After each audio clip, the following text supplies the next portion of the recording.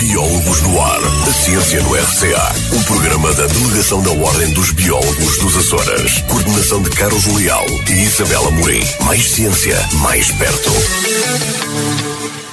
Bom dia aos nossos ouvintes que nos escutam lá em casa. Eu sou o Carlos Leal e esta é a primeira edição da segunda temporada do programa Biólogos no Ar, no seu Rádio Clube de Angra, a voz da terceira. Hoje gostaria de apresentar aqui a bióloga Teresa Ferreira. Teresa, bom dia. Obrigado por teres vindo. Bom dia, Carlos. Obrigado eu pelo convite. Gostava de começar aqui a conversar contigo, Teresa, em que desses aqui algum amiré do teu percurso pessoal e profissional e concluindo e rematando, porque é que escolheste ser bióloga? Falasses um pouco de ti. Portanto, porque é que eu escolhi ser bióloga? Se calhar começo por aí, porque tem muito a ver com o meu percurso, não é? Desde miúda sempre achei muito interessante a natureza. Eu era uma menina da cidade, nascida e criada no centro da cidade de Lisboa, mas sempre tive aquele fascínio pela natureza, pelos bichinhos, pelos insetos, pelas formigas que passavam. E então sempre tive aquela curiosidade. À medida que fui fazendo a minha formação, sempre soube que queria ir para ciências, não especificamente biologia, mas sabia que era as áreas das ciências, das matemáticas, da natureza, das ciências biológicas, puxavam muito por mim. E quando chegou a altura de ir para a universidade, aí já não tive dúvidas nenhumas, queria ser bióloga. Não tiveste, portanto, dificuldades em escolher o caminho no secundário? Não, nada. Mesmo quando era aquela altura que nós no 10º ano tínhamos que escolher ou vamos para as artes, ou vamos para a ciência, ou para a economia, eu já sabia que era ciências. Nunca tive aqueles problemas, nunca tive que fazer os testes psicotécnicos para saber se ia para um lado ou se ia para o outro, não. Tipo, sempre muito centrada nas ciências naturais, era uma coisa que eu gostava e, portanto, nunca que eu conseguia facilmente entender, perceber, queria saber sempre mais e, portanto, sempre estive para aí virada. E, portanto, escolhi a Biologia, fui fazer o curso de Biologia na Faculdade de Ciências da Universidade de Lisboa e no meu último ano, em que a gente faz o estágio, já eu estava direcionada para a entomologia, que é o estudo dos insetos. Já tinha percebido que realmente aquele fascínio de criança ainda lá estava, e quando comecei a ter aulas de biologia animal e a ver insetos à lupa, foi, pronto, não é isto, é isto que eu quero fazer, é isto que eu quero estudar. E no último ano, antigamente as licenciaturas tinham 5 anos, no último ano era o ano de estágio, e surgiu a oportunidade de vir aos Açores. Neste caso não foi aqui à terceira, foi a São Miguel, fazer um estudo na Lagoa do Fogo. Isto foi em que ano? Isto foi em 2004, 2005. Ok. Portanto, era o último ano de... licenciei-me em 2005, portanto, naquele último ano de estágio, 2004, 2005, vim para os Açores, vim para São Miguel. Estive 9 meses a fazer trabalho de campo na Lagoa do Fogo, em que tinha que ir até lá abaixo e subir todos os dias? Todos os dias, não era todos os dias, mas era quase todos os dias, fazer um estudo sobre a diversidade dos insetos, neste caso era das moscas.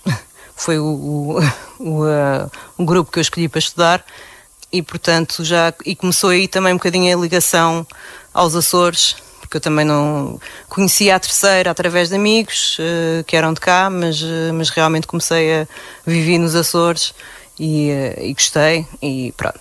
E criou-se ali uma ligaçãozita. Depois acabei a minha licenciatura, surgiu a oportunidade de vir trabalhar para a terceira, numa bolsa que se chamava na altura Bolsa de Iniciação à Investigação Científica. E vim trabalhar aqui para a terceira com o grupo do professor Paulo Borges, neste caso com térmitas. Foi assim, sabia da existência das térmitas, não sabia que era um problema tão grande aqui nos Açores, claro, estava na minha bolhinha do continente e vim para cá e realmente comecei a trabalhar com o professor Paulo Borges, a trabalhar com as térmitas. Surgiu esse interesse por este grupo tão diverso e tão interessante em termos sociológicos, que é uma coisa que às vezes as pessoas não têm noção, principalmente aqui, que as térmitas são aquela praga, não é? E na verdade também apenas uma pequena percentagem das térmitas é na realidade uma praga para os humanos. As restantes até são auxiliares na reciclagem da matéria morta na natureza, e então tem comportamentos altamente complexos para seres tão simples, e daí o fascínio. E então esse fascínio levou-me a fazer um doutoramento nos Estados Unidos, com um grupo de especialistas de térmitas, e quando acabei o meu doutoramento, vim para a Terceira fazer uma perninha num projeto para ajudar durante 3 meses. Isto foi em 2012 e 11 anos depois ainda cá estou. Queria-te perguntar se tinhas entretanto saído no tempo não, uma temporada, mas ficaste foi sempre. mesmo, começou com um projeto não na área das térmitas, mas na área da conservação da natureza, um projeto de monitorização de espécies a nível regional. Aliás, mentira, a nível regional não, a nível das zonas ultraperiféricas, porque era um projeto também com a Ilha de La Réunion e com as Canárias, e portanto era assim um projeto internacional. Era suposto vir cá só dar uma perninha, porque eu mantive sempre a ligação ao grupo da biodiversidade, e pronto, e a paixão pelos Açores regressou, e cá estou eu. Boa. Foi uma boa introdução à tua história, também ao teu caminho. Eu gostava de falar aqui de várias coisas. Uma delas tu já mencionaste aqui, da questão das térmitas. Ia-te fazer, e vou-te fazer mais à frente, uma pergunta sobre essa temática. Mas antes disso, eu gostava de falar aqui um bocadinho, no teu entender e numa generalidade, qual é que achas que deve ser o papel dos biólogos na promoção da literacia, e mais ainda numa região mais pequenina como são os Açores, na tua opinião? Diz na literacia da promoção científica, não é? Sim, esqueci de mencionar a científica. Não é? Mas há várias. Sim, e pronto, neste caso biólogos, a literacia científica, e acho que os biólogos têm um papel importantíssimo, porque nós às vezes, isto pronto, não querendo criticar muito o mundo universitário, nós às vezes vivemos numa bolha em que falamos todos a mesma língua, não é? Portanto, eu falo com os meus colegas biólogos, eu não preciso estar a explicar o que é uma espécie endémica, ou o que é um artrópode, ou o que é... Portanto, ou se calhar às vezes tenho que explicar se é alguém fora da área, uma quelícera. Portanto, são termos que nos são próximos e familiares. E o público em geral não tem essa noção, e não sabe, e às vezes falha um bocadinho aquela comunicação entre universidade, investigadores e público em geral, porque lá está, nós estamos habituados a lidar com pessoas que falam a mesma língua, não é? Porque no fundo é uma língua própria, não é? Sabes que a minha pergunta é um bocadinho suspeita, Teresa, porque como sabes eu trabalho num centro de divulgação de ciência. Sim, faz um excelente trabalho. Obrigado, em nome de todos nós, de toda a equipa. É sempre bom receber um elogio, mais ainda quando é sincero e de alguém que está na produção científica, que era o que estavas a falar. E então a minha pergunta dizia que é suspeita porque é um desafio diário, mesmo para nós, a nossa missão é exclusivamente essa, é divulgar o trabalho que outros produzem, mas é um desafio, e então eu acho que todos nós temos que contribuir de alguma forma, e eu gostava de saber mais detalhadamente o que é que tu achas que os biólogos, tanto os que estão na academia a fazer investigação, como por exemplo no teu caso, e era outra das perguntas que eu tinha, já estamos a chegar lá, que é, como é que descreverias a diferença, se é que existe, entre a experiência de trabalhar na academia e a experiência de trabalhar fora, num projeto como por exemplo o Life Beetles? Achas que o output em termos de sociedade é distinto, ou consegue-se chegar à sociedade de formas, digamos assim, equiparadas? É diferente.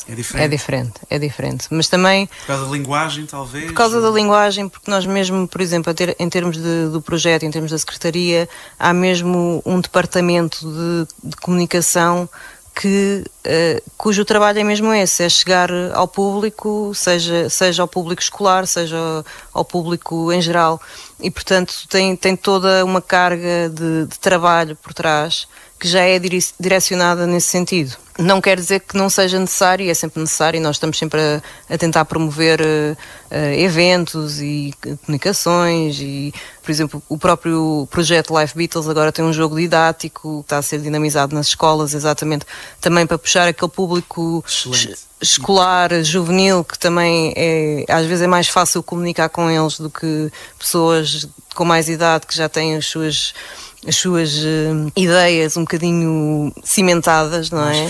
Mais fechadas. E na universidade já começa a haver isso. Aliás, tu trabalhas com a Isabel Amorim, sabes que já há uma forte componente de comunicação de ciência. Vocês têm o Fala Ciência, que é super importante nesse sentido.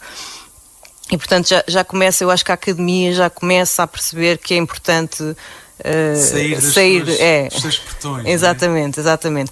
Mas acho que ainda há um trabalho a fazer. Se bem que as gerações mais novas de biólogos e de outros cientistas que estão a surgir, sinto que já têm mais essa noção e já trabalham mais nesse sentido de não ser só eu estou a fazer a minha investigação para ter os meus dados e ter as minhas conclusões e pronto, e está feito. Não, tem que se fazer ver o que é que a importância, às vezes até mesmo da investigação por investigar, não é? Que às vezes se não há uma aplicação prática, exato, parece que não é importante, mas é importante porque o conhecimento é sempre importante. Pode não ter uma aplicação prática naquele momento, mas pode vir a ter.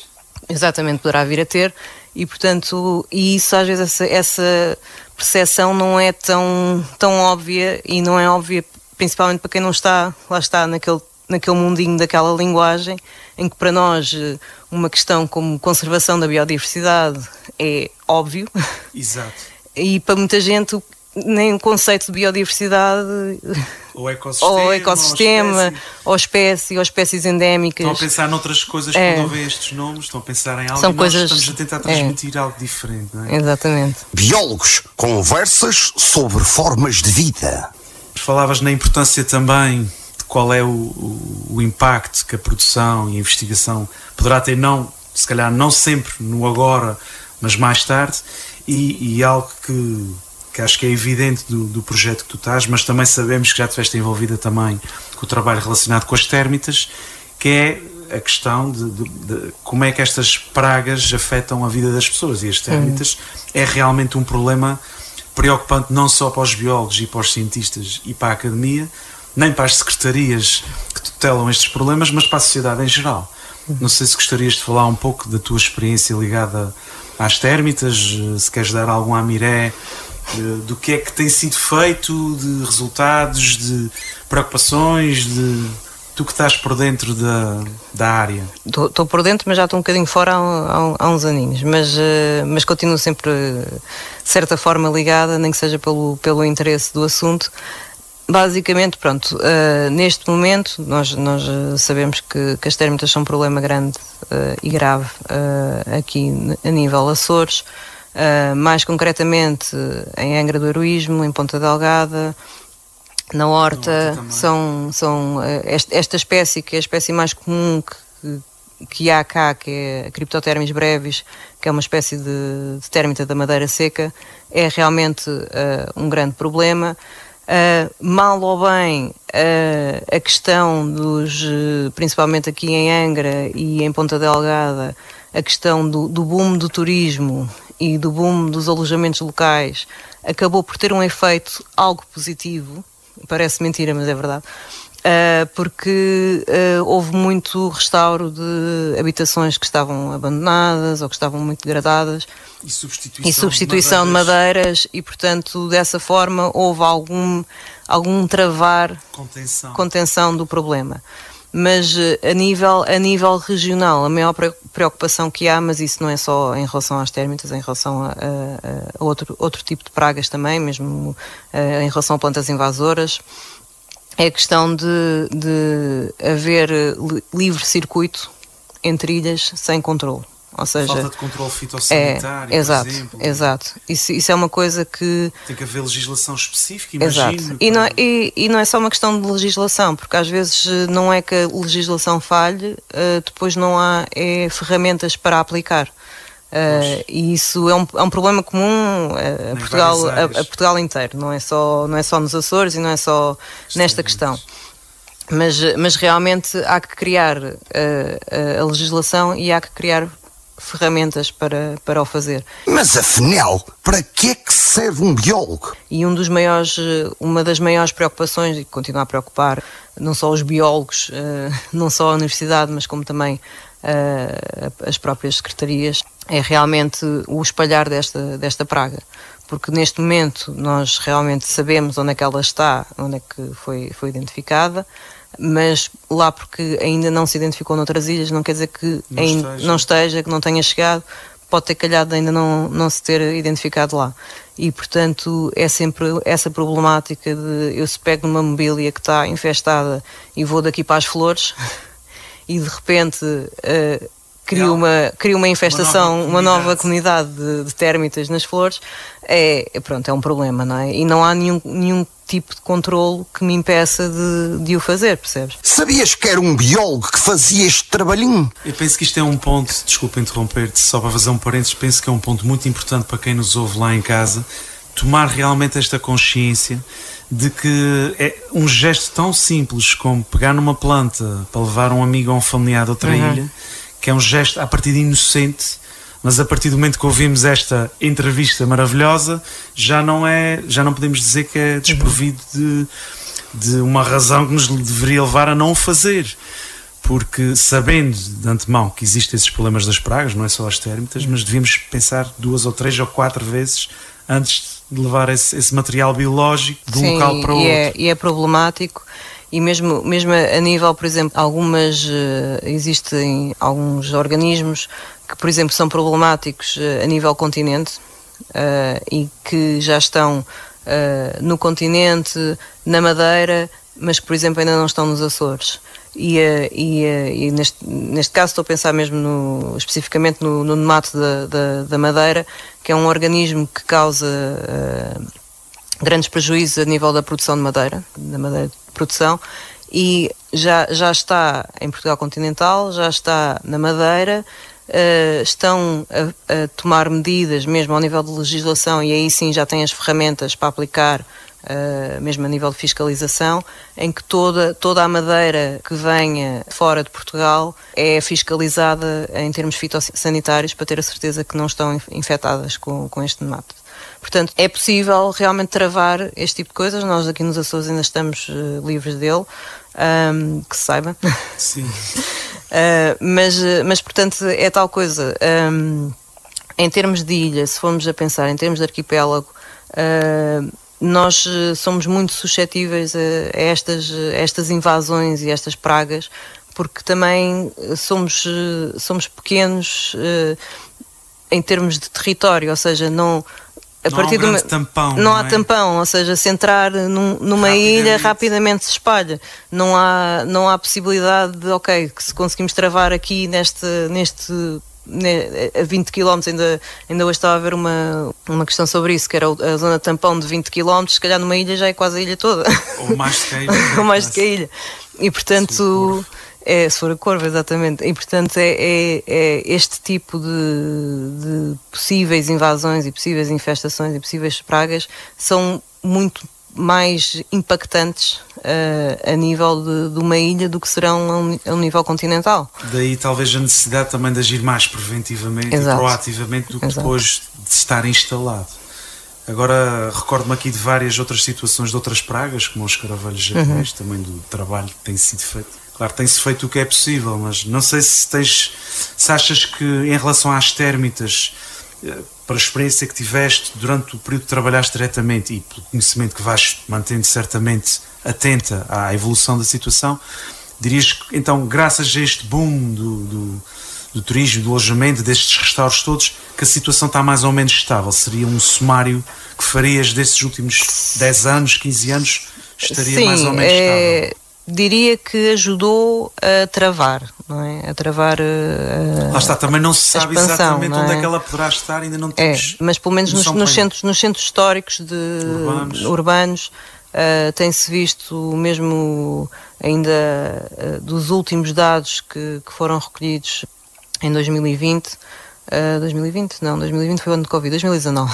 Foi antes do Covid.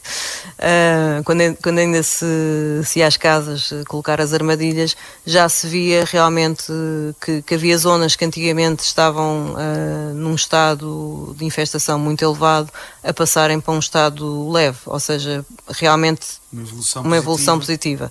É claro que isto é tudo muito bonito, mas não esquecer que as térmitas tu substituis a madeira, mas se o teu vizinho tem térmitas e se a tua madeira não é tratada, elas vão entrar e podes não ter térmitas ou indícios durante 5 ou 10 anos, mas ao fim de 10 anos já vais ter outra vez, se não houver nenhum tratamento preventivo.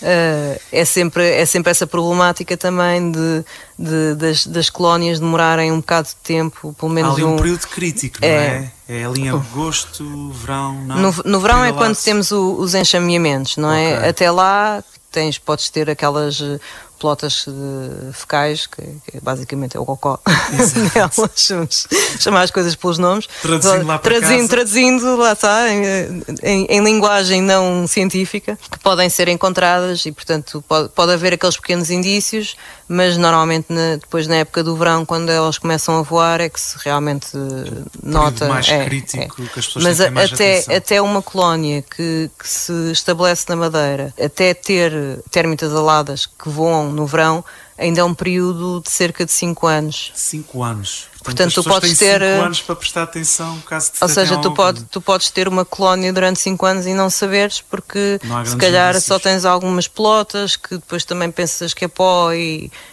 varres e portanto, e depois só quando começas a ver, depois também há sempre aquela confusão com a formiga da asa, com o caruncho e portanto tudo isso também ajuda a que se vá espalhando e sem a pessoa ter noção, e depois já há toda a problemática da maior parte dos sítios que estão infestados são sótãos, onde as pessoas não vão, também ajuda a que elas estejam contentes e felizes a comer a sua madeira sem ninguém reparar. Já tocámos aqui uma boa parte da nossa interessante conversa aqui às térmitas, mas eu gostava ainda de falar mais um pouco, apesar de já não termos muito tempo, mas gostava de falasses mais um pouco do projeto Life Beatles, porque tenho visto, além dos meios didáticos que vocês têm produzido, como estou na área também da divulgação, tenho visto eventos espetaculares e muito interessantes. Para o público, não sei se gostarias de destacar também uma oportunidade para destacares algum desses eventos ou alguma experiência que tenhas gostado mais em especial dos últimos trabalhos que tens feito. Não sei se queres indicar alguma ou particularizar ou falar no geral. Eu posso falar em várias coisas. Em termos de atividades, nós fazemos, lá está, através da Secretaria do Departamento de Comunicação e de Educação Ambiental, fazemos muitas atividades com escolas, com ATLs, dirigidas ao público escolar, e temos, para além do jogo didático que falava há pouco, temos atividades como o inseto à lupa, em que ensinamos a ver os insetos e a reconhecer o que é um inseto, o que é uma aranha, o que é um artrópode, lá está uma daquelas palavras da língua científica. E, portanto, ensinamos a diferenciar a importância que eles têm a nível dos ecossistemas, o que é um ecossistema, o que é uma espécie endémica, portanto, todas estas coisas, os serviços de ecossistema, exatamente, a importância que eles têm e portanto, temos várias atividades que decorrem sempre ao longo do ano, dirigidas a esse público-alvo.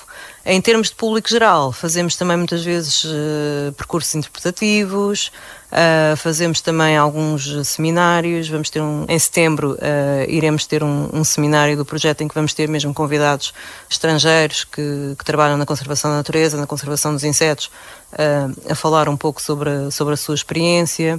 E depois temos todo o tipo de comunicação, chegamos a fazer também algumas rúbricas com factos interessantes, e volta e meia também temos esse tipo de divulgação, de sabia que este inseto, desmistificar um bocadinho a questão dos insetos e as pessoas pensam às vezes que é tudo mau, não é? Que é tudo mau, é tudo pragas. Os morcegos são todos picadores, sugadores de sangue. E nós temos uma espécie endémica cá, portanto também que importa conservar. É verdade.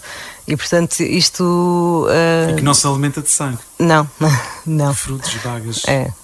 Não, isso é a culpa é do Drácula que criou essa mística dos morcegos e ficámos nós a pensar que eles são todos segadores de sangue. E o nosso trabalho acaba por ser um bocadinho desse de desmistificar. Queria te perguntar só muito rapidamente, referiste aí a nível de público geral, visitas guiadas, os caminhos interpretativos. Tens tido boa adesão nesse tipo de rúbrica? Funciona mais ao fim de semana? Tem que ser ao fim de semana. Durante a semana é complicado. Claro. Mas tens tido boa participação nesse tipo? Temos tido. As pessoas gostam? As pessoas gostam, têm sempre interesse e acabam por aproveitar, como estamos a fazer um trilho. É uma desculpa de fazer um trilho e de aprender um pouco mais sobre... Estão a fazer atividade física, estão a aprender. Estão a oxigenar também. Bem, estamos a ficar já sem tempo para perguntas assim mais de desenvolvimento. Vou passar à fase quase despedida aqui da bióloga Teresa Ferreira e queria te perguntar agora mais uma pergunta pessoal, assim já para finalizarmos, que no teu entender seres bióloga, em particular cá nos Açores, já com estes anos todos tens vindo a contribuir e a trabalhar cá, é uma boa aposta pessoal? Se te sentes realizada no trabalho que tens efetuado e se achas que o trabalho do biólogo é reconhecido? Ui. Acho provocatório. Essa é muito provocatória. Vou começar pela última.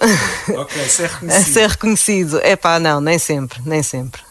Falamos, lá está, a questão quando pensamos em investigadores que investigam o conhecimento pelo conhecimento e eu lembro-me mesmo quando eu comecei a enverdar pela área da biologia primeiro e depois da entomologia, em que eu ouvia comentários do género: mas para que é que estás a estudar isso? Para que é que isso serve?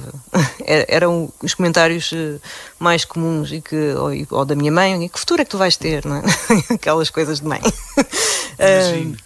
E portanto é sempre um trabalho um pouco... Eu digo que nós trabalhamos sempre por amor à camisola, não é pelo dinheiro, porque nós vivemos sempre basicamente a maior parte do projeto em projeto. Os cientistas no geral não é só, isto não é só para os biólogos, aqueles foguetões que estão mesmo no espaço, não é? Isto é muito, vivemos muito de projeto em projeto. Incerteza também. Incerteza, porque é mesmo assim a realidade da vida que escolhemos. Mas é verdade que é uma vida que escolhemos, porque é o amor à camisola, seja a investigar e a tentar saber mais sobre uma térmita ou sobre o impacto das alterações climáticas nos artrópodes dos Açores, seja a trabalhar num projeto de conservação em que estás realmente na prática a aplicar aquilo que aprendeste na teoria. Tudo isso tem importância, não é? E pronto, é por aí que vamos. Muito bem, partilho muita coisa que acabei de ouvir, apesar de estar numa área um bocadinho diferente, mas com muito em comum da divulgação, como já falámos. E então a última pergunta mesmo, short and sweet, era que mensagem ou que conselho é que gostarias de deixar aos eventuais futuros biólogos que possam estar, sabendo ou não disso, lá em casa a ouvir esta entrevista? O que é que gostarias de dizer a um jovem de 16, 17 anos que tenha alguma curiosidade pela ciência? O que é que dirias a ele? Diria que continue, que vá em frente. Vale a pena. Eu sei que parece que a recompensa não é grande, mas é porque o conhecer a natureza tem tanto ainda por conhecer, e é tão necessário ainda mão de obra para esse conhecimento e força. Venham mais. Nem tudo na vida são salários, não é? Exatamente. Olha, Teresa, gostava muito de agradecer a tua participação. Penso que ficávamos aqui mais umas quantas horas. À vontade. Ainda bem que eu só não pus muitas perguntas aqui na minha lista, para não fugirmos muito aqui ao tempo, mas acho que foi maravilhoso. Foi um excelente recomeço aqui para a segunda temporada do programa Biólogos no Ar. Portanto, agradeço-te imenso e desejo-te as maiores felicidades e até breve, Teresa. Obrigada, até breve. Um agradecimento especial ao Hélder Xavier pela sua colaboração neste programa. O programa Biólogos no Ar é produzido pela Delegação Regional dos Açores da Ordem dos Biólogos, em parceria com o Centro de Ecologia, Evolução e Alterações Ambientais, Grupo da Biodiversidade dos Açores e Universidade dos Açores e com o Observatório do Ambiente dos Açores, Centro de Ciência de Angra do Heroísmo e com o Rádio Clube de Angra. Mais informações, contactar a Direção Regional dos Açores da Ordem dos Biólogos em delegacão.acores@ordembiólogos.pt ou visitar o website da Ordem dos Biólogos, ordembiólogos.pt.